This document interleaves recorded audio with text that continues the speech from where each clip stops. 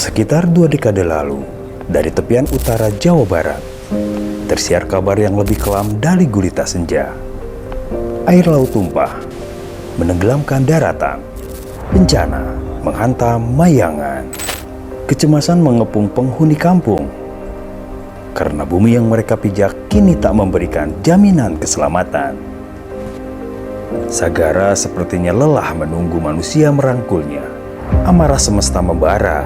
Wajah geografis bumi berkerut, daratan tergerus. Sebagian menyebutnya abrasi pantai, yang lain menamainya erosi. Namun, apa artinya istilah jika makna dibaliknya adalah kehancuran?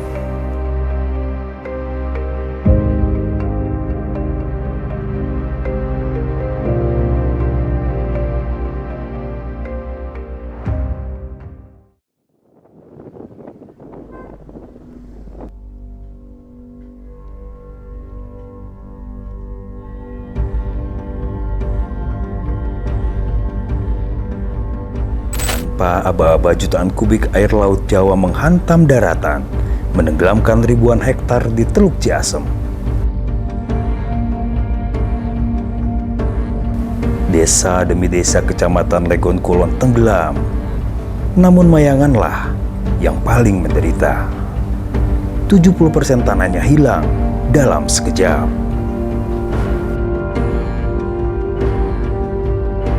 Pertanyaannya sederhana. Apa yang akan dilakukan mereka yang tersisa? Akankah penghuni desa meninggalkan Mayangan karena trauma? Atau melarikan diri lantaran terpaksa?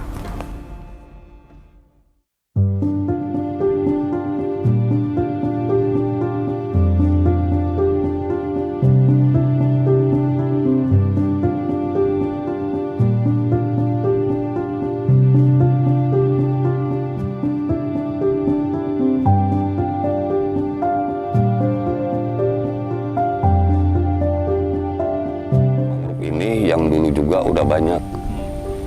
Yang dulu, jadi pertumbuhan yang dulu itu lebih banyak lah. Tapi untuk sekarang mengurangi. Dikarenakan apa mengurangi ini? Jadi kan kebanyakan yang mati-mati. Itu jadi apalah, ada abrasi lah. Istilahnya abrasi lah. Dengan tanah di sini, yang dulu tanah di sini lebih subur. Daerah di sini hutannya. Tapi untuk sekarang pas tsunami Aceh kan di sini tanah di sini habis. Karena abrasi termakan abrasi. Ya, kemakan abrasi. Terus sifatnya yang di hutan ini kan di rumah juga kan kalau air besar kan bisa masuk ke warga. Kondisi itu sudah berlangsung berapa lama, Pak?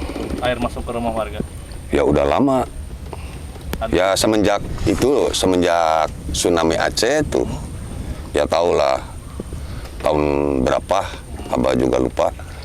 Itu kebanyakan air besar tuh masuk ke warga-warga yang di sana. Kalau sebelumnya Pak nggak pernah kejadian? Nggak pernah, nggak ada lah. Tapi untuk sekarang kalau air besar tuh ada rob tuh dari orang sini kan rob tuh namanya.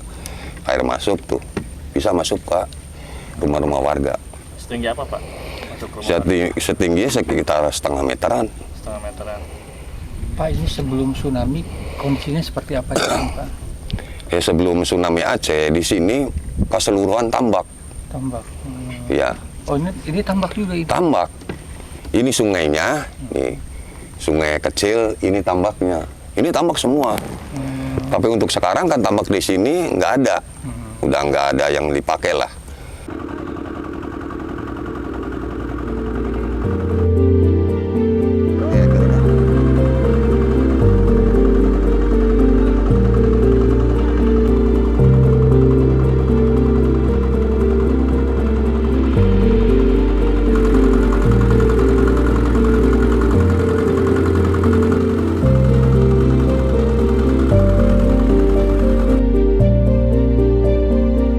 Mayangan adalah potret keberanian manusia tangguh melawan hantaman ombak yang angkuh. Mayangan sendiri bermakna perahu kecil dengan jaring payang penangkap biota penghuni Sagara. Alat sederhana inilah yang menjaga langgengnya peradaban di Teluk Ciasem. Sementara itu, Pondok Bali merupakan warisan spiritual para wali yang menjadi sandaran jiwa para pelarung laut utara Pulau Jawa. Di masa lalu, Pondok Bali adalah bentangan pantai yang cantik, yang terjaga asri dalam pelukan mesra ribuan hektar hutan mangrove. Sayangnya, kecantikan Pondok Bali kini hanya sepenggal romantisme yang mengendap dalam benak generasi tua. Setelah semuanya lenyap, ditelan abrasi yang terus meronta.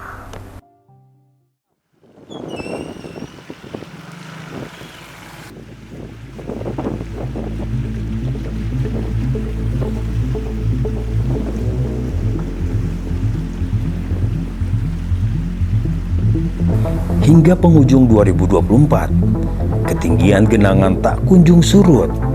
Rumah, warung, bahkan hotel kini berubah menjadi hunian tembakau dan krustasea. Sedangkan penduduk yang bertahan di sana setiap hari harus berjalan jinjit ketika air pasang menerjang. Abrasi telah menghentikan mata pencaharian para penghuni Mayangan. Tak ada lagi sawah, tak ada lagi tambak di sana. Hampir semuanya 4 RT. Iya. Yang RT 1, RT 2 kan itu tadinya pesawahan. Sekarang nggak bisa jadi sawah. Kalau RT 3, RT 4 Dusun Pondok Bali tadinya itu tambak semua. Sekarang habis semua kena abrasi. Mereka sekarang jadi nelayan. Hampir semuanya jadi nelayan. Ya, sekitar antara 300. Ya, 300 kakak, hampir semuanya jadi nelayan semua. Dan kita nggak punya sawah. Ya, sebenarnya masing-masing pada menyelamatkan diri masing-masing. Jadi semuanya itu hampir terendam. Jadi pada ditinggikan. Kalau dulu itu waktu kalau erob, semua elektronik barang-barang itu disimpan di tiang atas, di tempat yang lebih atas gitu supaya aman. Sebenarnya Mayangan itu paling parah dari desa-desa yang lain. Kami juga sempat pusing sama penangkap desa, juga sempat berpikir gimana caranya supaya desa Mayangan semakin baik. Sekarang itu kan kami mengajukan bagaimana caranya menanggulangi abrasi. Kami sudah konsultasi ke Pemda, ternyata kan bukan modal yang sedikit. Jadi kami berpikir lagi bagaimana caranya supaya mengatasi abrasi, yaitu dengan cara penanaman. Mudah-mudahan dengan penanaman mangrove bisa mengurangi dampak abrasi di desa kami.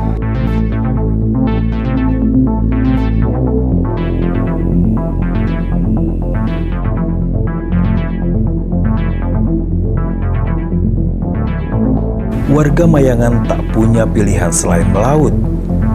Sebagian berniaga hasil tangkapan, dan pemerintah hanya bisa mengulang ungkapan usang ketika menghadapi nasib warga yang menderita.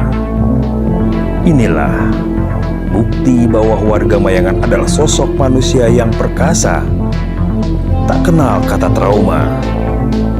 Abrasi mereka jadikan kalibrasi untuk menjadi pejuang sejati. Mereka tahu limpahan rezeki di bawah samudera bukan untuk disia-siakan hanya karena banjir yang cuma selutut kaki. Laut benar-benar sudah menjadi alur permanen kehidupan mereka. Kalau pasang belum bisa tertentu, kalau ada gempa, dampaknya air masuk. Di mana ada gempa pasti dampaknya ada. Itu wilayah pantai. 200 hektar. Sekitar berapa kilo? Iya, 2000-nya. Tak kira mah 200, saya mah 2000. Udah seluruh di sini. Ini khusus Mayangan. Bukan, itu kan lain lurah. Nggak ada yang pergi. Nggak ada. Ya pencariannya di sini. Nggak ada. Enak di sini usaha mah, benar. Itu bodoh orang mau pergi itu. Biarpun banjir, benar. Apa itu? Belum tentu. Di tembok doang. Kebanyakan orang yang di sana pindah ke sini. Banyak orang Bandung, banyaknya orang Bandung yang bikin rumah di sini. Asal itu nggak apa. Perbaiki terus, bertahap. Iya, naikin. Itu yang di sisian Kali ini Pak yang tembok-tembok ini kan ada tiram, ada itu kalau diambil juga jadi Uang cari 200.000, 100.000 dapat. Asal tangannya mau kerja. Itu bungkus mendapat. di sini mah Kalau di banyak sih. kota kan emang Iya pas itu aja tsunami. Iya. Sebenarnya orang sininya sih nggak ada yang ditinggalkan, masih bertahan. Masih. di sini sih masih enak di sini. Gitu. Sebabnya apa? Cari uang 1.000, 2.000 paling enak di sini. Banyak kan orang jauh pasti lari ke sini Yang kerjanya. pada gogok. Enggak ada, jarang-jarang sekarang. Jarang-jarang. Dulu mah iya. Dulu kan waktu tahun dulu kan banyak gempa. Pokoknya mah kalau daerah pantai, bagaimana gempa aja, dampaknya di pantai. Itu. Kalau nggak ada gempa mah nggak ada air pasang. Ya kayaknya sih kemungkinan sampai mati nggak mungkin. Lari biarpun di belakang mau jadi pelabuhan, di sana udah mau jadi pelabuhan, nggak mau jauh. Saya lahir di sini udah 60 tahun. Banjir rob berkepanjangan telah mematik api peduli banyak institusi. Mangrove dipandang sebagai solusi untuk meminimalisir dampak abrasi. Rumah edukasi mangrove pun berdiri, berbasis di Desa Mayangan, yang diinisiasi organisasi pecinta alam Wanadri. Pelestarian mangrove diyakini bisa memudarkan mimpi buruk di tepian Teluk. Kelahiran tim siaga pesisir utara atau Siput bukan sekedar menanam dan merawat bibit mangrove. Misi yang mereka bawa jauh lebih berarti, yakni memicu pertumbuhan benih-benih semangat hidup masyarakat pesisir utara. Rumah edukasi mangrove ini adalah rumah untuk penanaman dan penghijauan di wilayah Desa Mayangan atau di Kecamatan Legon Kulon. Berawal dari kondisi yang di Mayangan ini berdampak dari tingginya air ke permukaan dari tahun 2004 menuju ke sekarang. Jadi kondisi air naiknya itu kalau nggak salah ber 5 cm persegi naik dan daratan turun. Terjadinya kondisi alam yang memang udah berdampak seperti itu. Tetapi tidak menutup kemungkinan ada dampak dari manusianya sendiri. Yang dahulunya hutan mangrove ini hutan yang lebat, tumbuh mangrove yang lebat, kemudian daratannya yang luas, beralih fungsi menjadi tambak. Dan kemudian tambak itu sedikit-sedikit dirubah si hutannya menjadi tambak.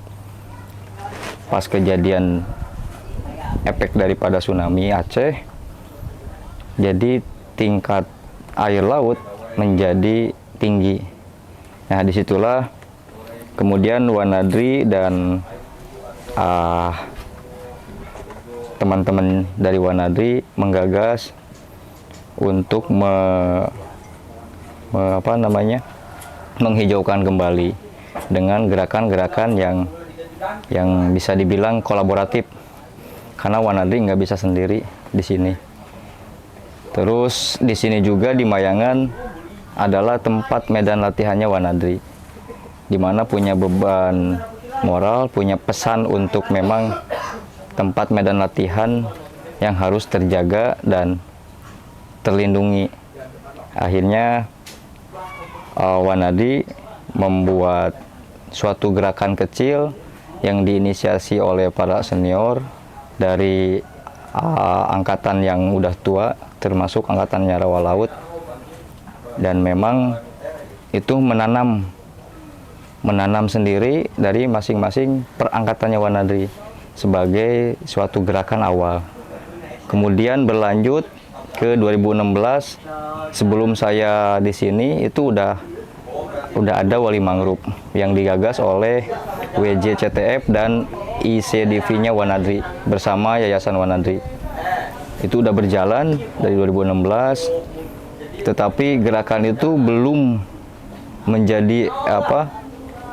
menjadi besar karena memang butuh proses untuk kita melakukan suatu gerakan. Dan tahapan itulah yang akhirnya mencetuskan suatu gerakan kolaboratif, digagaslah suatu kegiatan Piagam Pesisir. Nah, kita bisa lihat di mana gerakan Piagam Pesisir ini adalah komitmen pentahelik kolaborasi pengelolaan kawasan pesisir yang terpadu di Jawa Barat. Sebagai percontohannya adalah di Subang. Di Mayangan ini menjadi pusat untuk wilayah Subang Utara. Jadi bukan hanya satu desa Mayangan, tetapi ada yang sekarang udah kita lakukan 3 desa. Legon Wetan, Desa Mayangan, sama Tegalurung. Nah, kemudian terbentuklah base camp rumah edukasi mangrove di sini. Akhirnya dari Yayasan Wanadri membuatlah suatu program pemberdayaan kepada masyarakat. Dibentuklah beberapa agenda-agenda yang kita bina, salah satunya adalah ibu-ibu, kemudian nelayan, kemudian pemuda siput. Nah, yang kita utamakan adalah generasi ke depan, yaitu pemuda siput. Pemuda siput ini kita bentuk awal mula dari 2022 yang kerjasama dengan Bio Farma. Kemudian terbentuklah 30 orang pemuda siput. Yang tujuannya ke depan mereka lah yang akan meneruskan sebagai local people, sebagai pemuda-pemuda yang memang harus menjaga, harus merawat dan mencintai lingkungannya sendiri, mengurangi dampak daripada air pasang tinggi. Karena udah setahun ini dengan kondisi beberapa kali kita mencoba dengan adanya APO, alat pemecah ombak dari ban, kemudian kita penanaman di wilayah dalamnya itu mengurangi dari tinggi aerob yang dapat menenggelamkan rumahnya warga. Tapi hanya sebatas ke jalan saja, tergenangnya di jalan, dan itu pun nggak lama, hanya 2 jam surut kembali, 2 jam surut kembali. Mudah-mudahan dengan adanya gerakan semua dari pentahelik ini kolaboratif, masyarakat, warga, kemudian kepala desa, kemudian dari pemerintah dan media, tim media, dan dari pengusaha yang memang berkontribusi semua, mudah-mudahan 10 tahun kemudian untuk kondisi Mayangan akan pulih dan menjadi pemukiman yang asli atau yang lebat begitu, yang hijau. Kesadaran akan pelestarian mangrove juga tumbuh di Desa Lengon Wetan, bersebelahan dengan Mayangan. Warga di sana menyadari betul, ternyata rambat akar bakau yang menyusup ke sela butir pasir bisa menjadi pondasi kokoh penguat pesisir. Sejak tahun 2004, abrasi dasar terjadi di Pantura, telah menyulap tanah-tanah milik mereka menjadi lautan. Namun ada segelintir orang yang melawan, tak berhenti meski ditampar keras oleh takdir. Abrasi disikapinya dengan kritis. Pasca pelipis bumi bergeliat ekstrim, ternyata penghenti laju abrasi itu ada di depan mata. Propagul mangrove adalah benih harapan, penggaransi masa depan. Untuk menyelamatkan lingkungan di desa, khususnya di Desa Legon Wetan ini. Dan alhamdulillah sejak itu saya terus berusaha menanam walaupun dulu itu istilahnya swadaya lah. Kita penanaman sedikit-sedikit swadaya karena waktu itu terus terang dari kami di masyarakat belum begitu teredukasi secara mendalam kembali ke SDM masyarakatnya, maka kelompok itu yang tadinya 20 orang itu pada bubar gitu. Nah, kebetulan bukannya ini ya hanya beberapa orang dan termasuk saya sendiri yang bertahan terus. Nah, alhasil dari saya seringnya menanam, terus mengedukasi mangrove, walaupun skala kecil waktu itu, pada tahun 2022 saya mendapat perhatian dari lingkungan hidup, dan waktu itu mendapat penghargaan dari gubernur tentang tadi penyelamat atau pemerhati mangrove untuk menyelamatkan lingkungan gitu.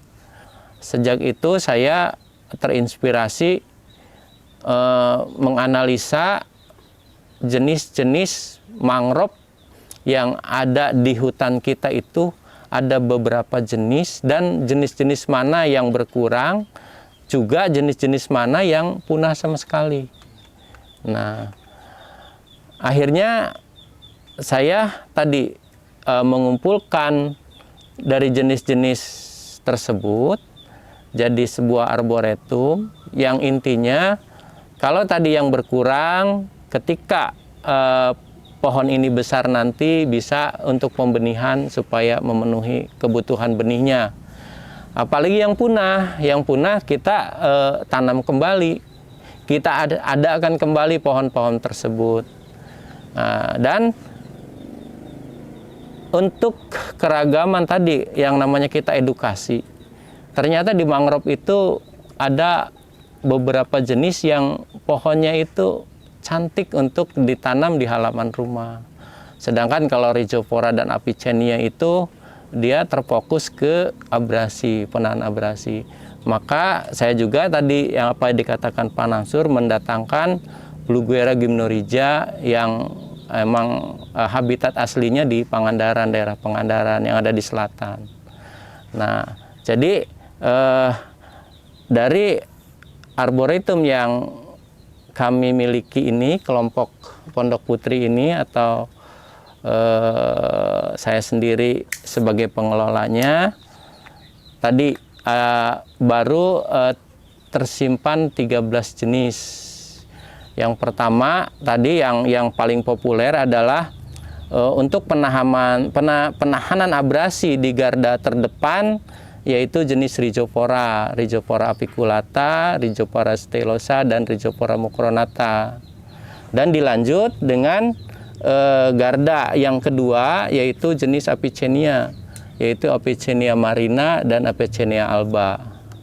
Nah, terus lebih ke luar lagi, ke dataran yang lebih tinggi, atau lebih ada pasokan air tawar gitu, lebih ke payau, maka saya juga dikembangkan juga Soneratia cassiolaris, yaitu buah pidada.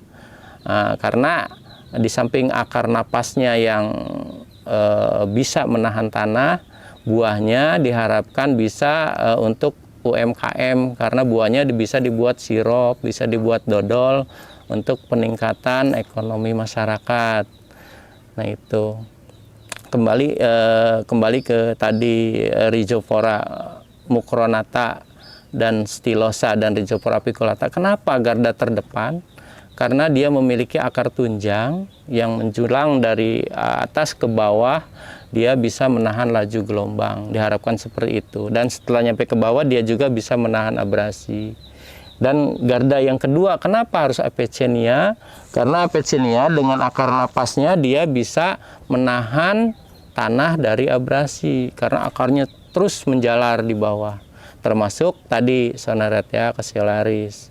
Nah, tadi ya udah 6, itu merupakan garda terdepan mangrove di pesisir utara ya, khususnya di desa Legon Wetan ini. Dan dilanjut ke penanaman ya tadi arboretum benih yang semakin ke halaman rumah gitu. Karena juga mangrove juga emang bisa dibuat hiasan. Intinya bagaimana caranya supaya masyarakat kita perkenalkan mangrove, menyukai, dan akhirnya dia mau menanam dan memeliharanya. Itu tadi para pemerhati mangrove ya, termasuk dari CSR, dari intinya orang-orang kota yang tadi jauh itu supaya bisa melihat atau menyayangi, lanjutnya mau menanam, istilahnya menyumbangkan tenaga dan pikiran termasuk dananya untuk lebih banyak menanam mangrove yang fokusnya tadi untuk penahan abrasi, meningkatkan tadi perekonomian nelayan, karena mangrove tersebut juga tempat habitatnya ikan dan kepiting juga itu untuk mata pencarian nelayan. Juga supaya kalau bisa mah gitu harapannya tanah kelahiran kita yang sudah terkena abrasi ini bisa kembali seperti dahulu gitu. Dalam arti minimalnya abrasinya tidak terus berlanjut, karena kita juga masih betah di sini gitu kan, mau pindah kemana lagi gitu kan, itu seperti itu ya, harapannya seperti itu.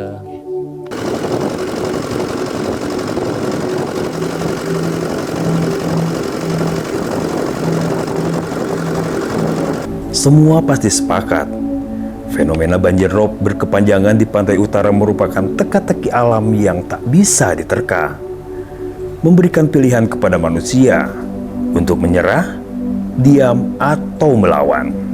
Namun, sampai kapan mereka akan sanggup bertahan?